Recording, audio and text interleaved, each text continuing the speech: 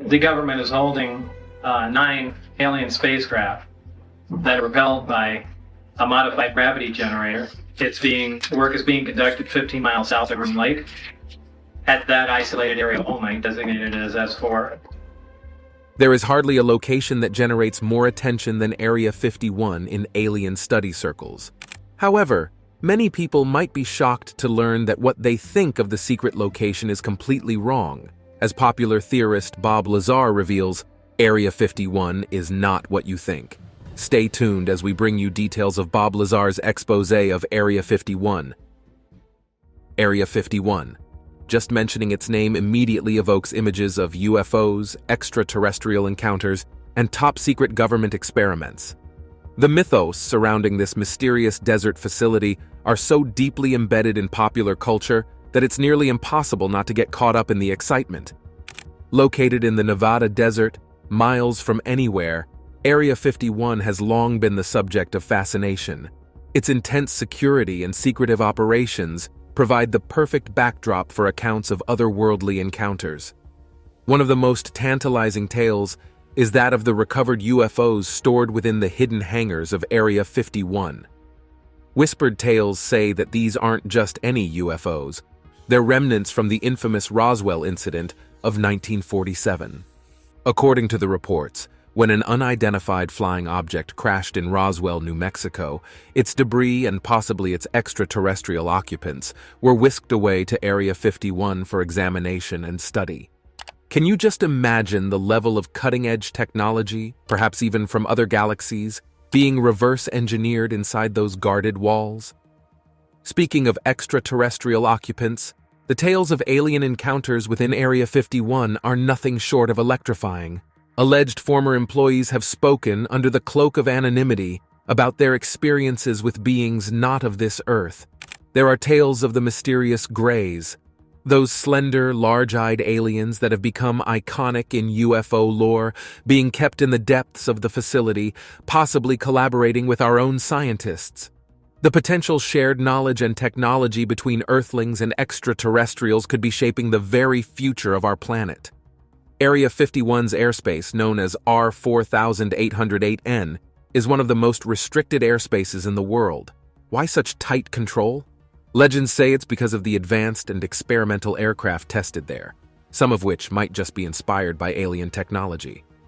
From the rapid, zigzagging maneuvers of unknown craft to the hovering abilities that defy traditional aviation understanding, eyewitnesses have reported some truly bewildering sights in the skies above the desert. With every new sighting, the belief that Area 51 holds aircraft technology beyond our wildest dreams only grows stronger. Amidst the swirling tales of extraterrestrial tech, another captivating narrative emerges, that of time travel experiments. The rumors are wild and wonderful. Some believe that deep within Area 51, scientists are bending the very fabric of time itself. The implications are staggering. Are there time travelers among us, sent from Area 51 to explore or observe different epochs? The very thought of what they might have witnessed or where they might have ventured is enough to set the imagination aflame. Then, there's the so-called moon landing conspiracy. According to some, the historic Apollo moon landing in 1969 was staged. And where better to film such a colossal undertaking than, you guessed it, in the vast, desolate expanse of the Nevada desert, with Area 51's resources at hand.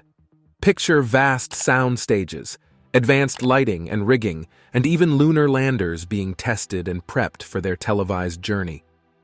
While the moon landing remains one of humanity's proudest achievements, the legends of its potential fabrication at Area 51 add an extra layer of intrigue to an already phenomenal event. The underground labyrinth of Area 51 is another topic of intense speculation. With stories of miles and miles of subterranean facilities, one has to wonder what might be lurking below. Could there be whole cities beneath the sands, inhabited by both humans and aliens, underground railways connecting secret bases, or chambers containing wonders or horrors that the world is not yet ready to see? The secrets buried deep under Area 51 might be more astounding than anything above ground. And who can forget the legends surrounding the majestic men in black?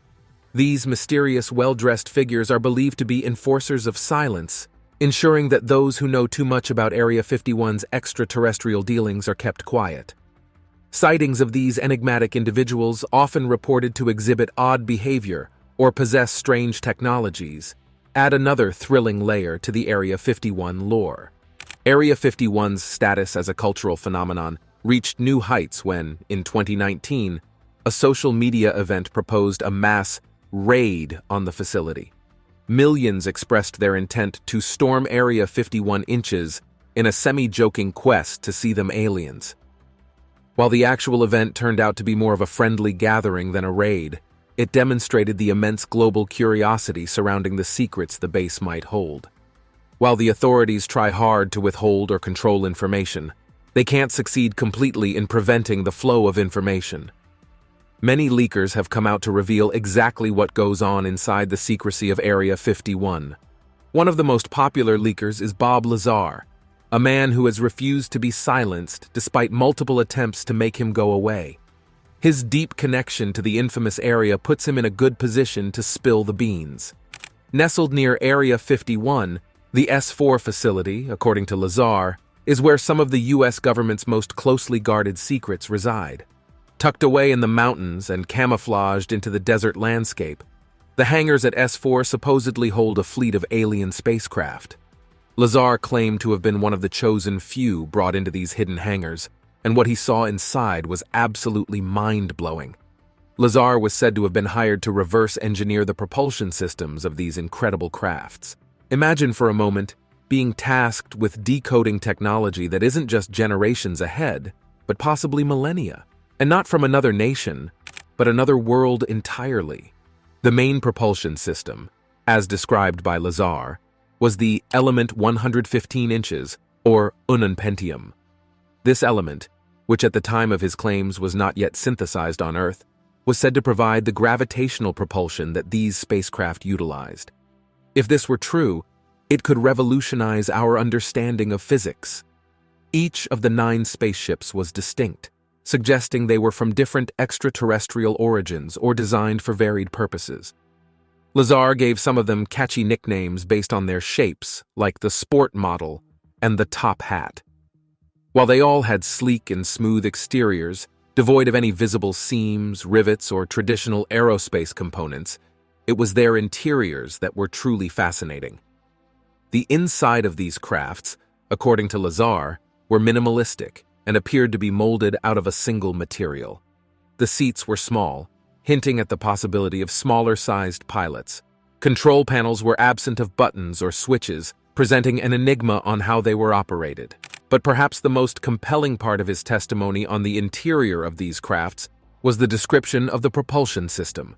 3 gravity amplifiers and the core reactor that harnessed element 115 to create gravitational waves. This was propulsion on a level humans could only dream of. Lazar's descriptions of this element were fascinating.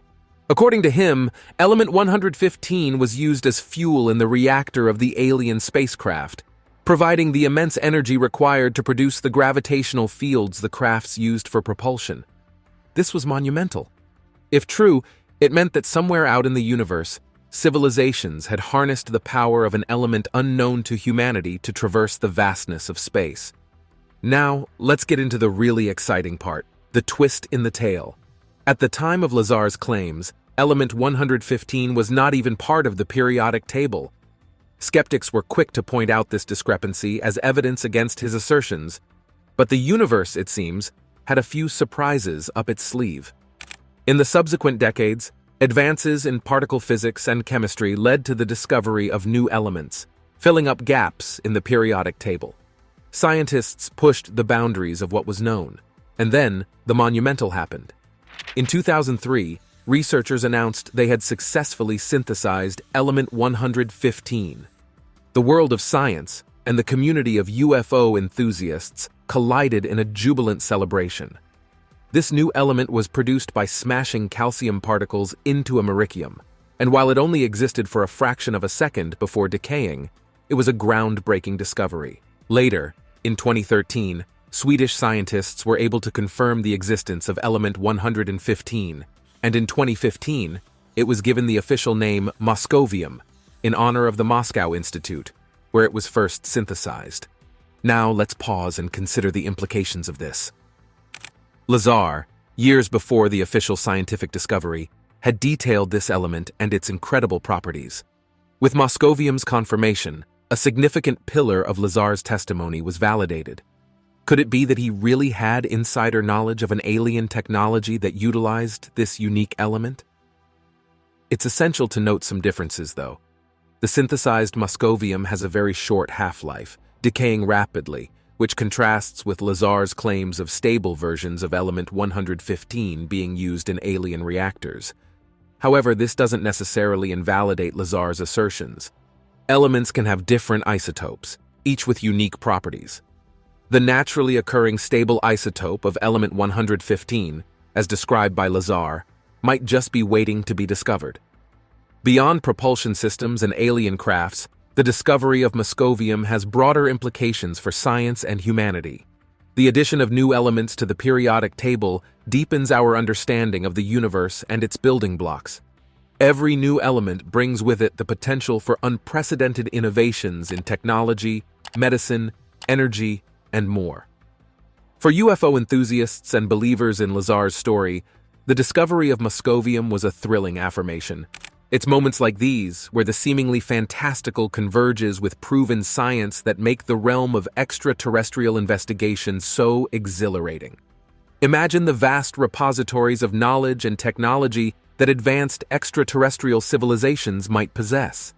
If element 115 is just a glimpse into that world, what other wonders might be out there? Anti-gravity, warp drives, interdimensional travel. The possibilities are boundless. Moreover, the Element 115 saga serves as a reminder to keep an open mind. What seems outlandish today might be a scientific reality tomorrow. It beckons us to listen, with a critical but open mind, to the trailblazers, the out-of-the-box thinkers, and yes, even the supposed whistleblowers from secretive government facilities. According to Lazar, the anti-gravity propulsion system consisted of three main components: a reactor, an amplifier, and an emitter. The reactor was a spherical device that contained a small amount of element 115, a synthetic element that could generate a powerful gravitational field. The amplifier was a cone-shaped device that amplified the gravitational field produced by the reactor. The emitter was a circular device that emitted the amplified gravitational field in a specific direction. Lazar says that the reactor worked by bombarding element 115 with protons, which caused it to decay into element 116, which was unstable and released antimatter. The antimatter then reacted with matter in a small annihilation reactor, which produced heat and electricity. The electricity powered the amplifier and the emitter, which created and controlled the gravitational field. Lazar says that the emitter could be rotated and tilted to change the direction and angle of the gravitational field. By doing so, the craft could create a distortion in space and time around itself, which reduced its mass and inertia and allowed it to accelerate and maneuver at incredible speeds. The craft could also create a gravitational wave that could warp space and time in front of it, creating a shortcut or a wormhole that could transport it to distant locations in the universe. Lazar says that he learned some of the principles and equations behind the anti-gravity propulsion system from reading briefing documents and observing test flights. He says that he also tried to reverse engineer some of the components, such as the reactor and the amplifier, but he faced many difficulties and dangers. He says that he was amazed by the sophistication and elegance of the alien technology, which was far beyond human comprehension and capabilities. Beyond the technology, Lazar's accounts of the stringent security measures at S4 underscored the gravity of the projects. He spoke of armed guards on constant supervision, and even mentioned the use of intimidating scare tactics to ensure complete confidentiality.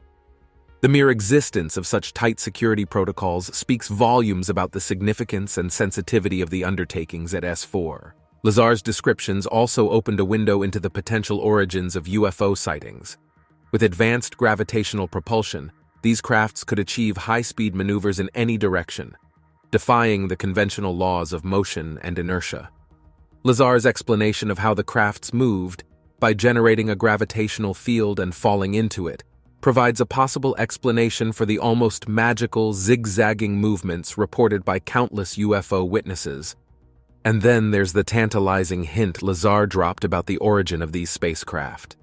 In one of his interviews, he mentioned a brief glimpse of a document, suggesting that one of the crafts was an archaeological find, meaning it was dug up from the Earth. Could it be possible that extraterrestrials visited our planet thousands or even millions of years ago, leaving behind a piece of their advanced technology? The repercussions of Bob Lazar's revelations are far-reaching. If true, they could signify that we're not alone in the universe, that interstellar travel is attainable, and that governments may be keeping profound secrets about our place in the cosmic neighborhood.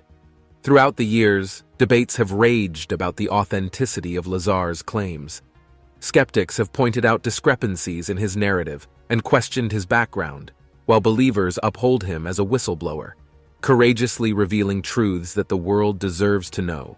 Whatever side of the fence one might be on, there's no denying the impact of his story. The tale of Bob Lazar and the 9 spaceships at S4 has fueled UFO discussions for decades.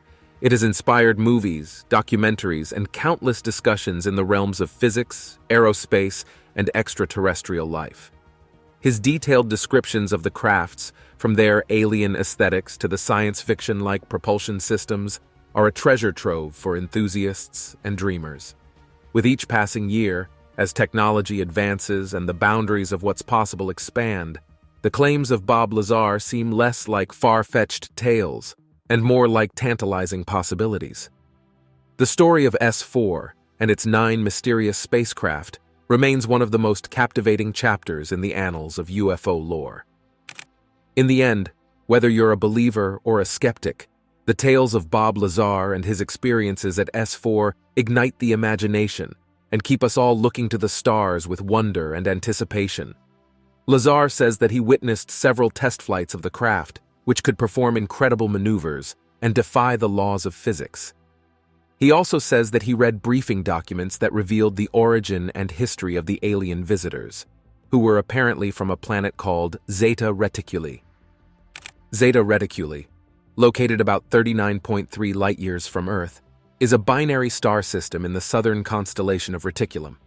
Not only does this star system hold a fascination for astronomers, but it's also been a key player in UFO accounts for decades. The briefing documents Lazar described were a goldmine of information. They painted a picture of our visitors' journey spanning thousands of years.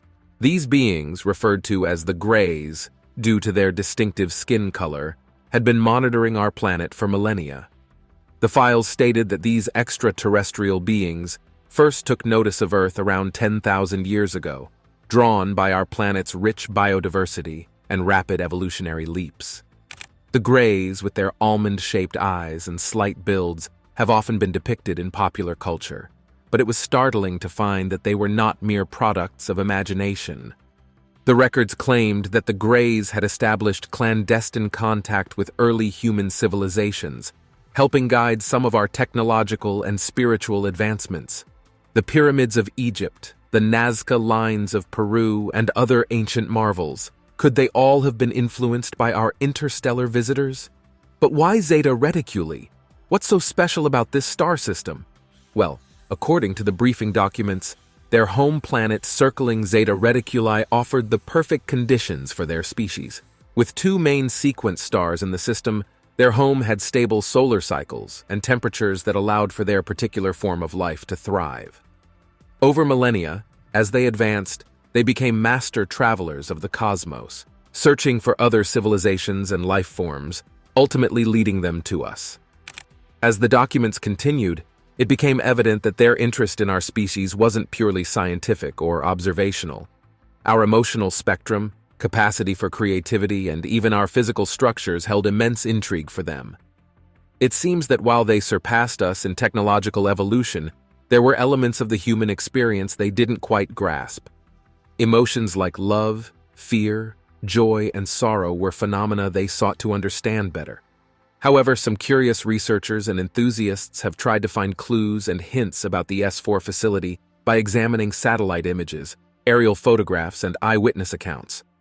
One pilot named Gabriel Zeifman managed to fly around Area 51 and Papoose Lake in 2020, taking rare pictures of the restricted airspace. He did not see any signs of the S4 facility, but he did capture some interesting features, such as range targets, drone bases, and UFO legends.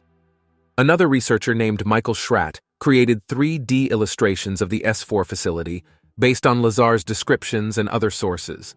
He gave a virtual walkthrough of the facility at the 2011 International UFO Congress, showing how the hangar doors, the sport model, and other elements would look like.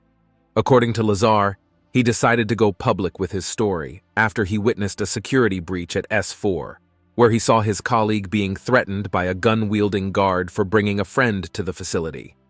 He also said he was concerned about his own safety and the safety of his family, as he suspected that he was being monitored and followed by unknown agents.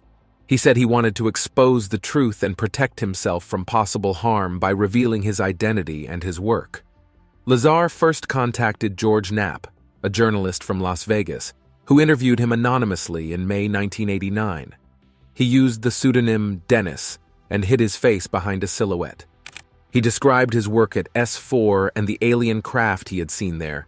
He also revealed some details about the alien technology, such as the anti-gravity reactor and the element 115. However, Lazar's anonymity did not last long. In November 1989, he agreed to reveal his real name and face in another interview with Knapp. He also took Knapp and some friends to a desert location near Area 51, where he claimed they could see the test flights of the alien craft on certain nights.